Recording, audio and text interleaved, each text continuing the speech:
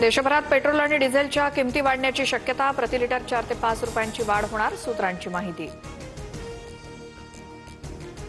देशात व्यावसायिक gas cylinder तब्बल 993 रुपयांनी महागला. मुंबईसह अनेक शहरात 19 किलोच्या सिलेंडरच्या किमती 3,000च्या पुढे. तर आता घरगुती गॅसच्या किमतीतही 50 रुपयांची वाढ होणार, सूत्रांची माहिती.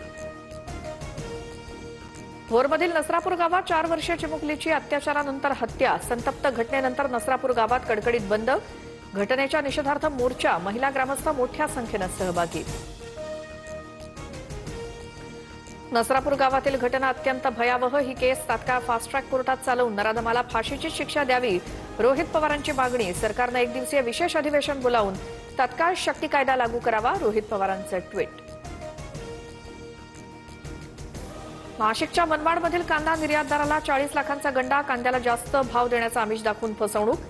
पश्चिम बंगालच्या व्यापाऱ्याविरोधात गुन्हा दाखल.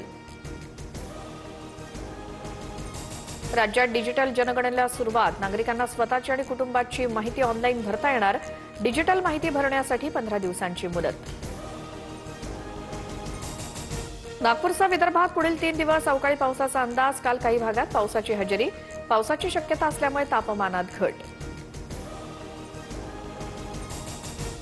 मुंबई गोवा महामार्गावर सकाळपासून वाहनांच्या रांगा. खरवली ते मुगवली फाट्यापर्यंत 4 किलोमीटरच्या रांगा. सलगच्या सुट्ट्यांमुळे पर्यटकांची कोकणाला पसंती. 12वी बोर्डाच्या निकालात यावर्षीही मुलींची बाजी. कोकण विभागाचा निकाल 94.14%.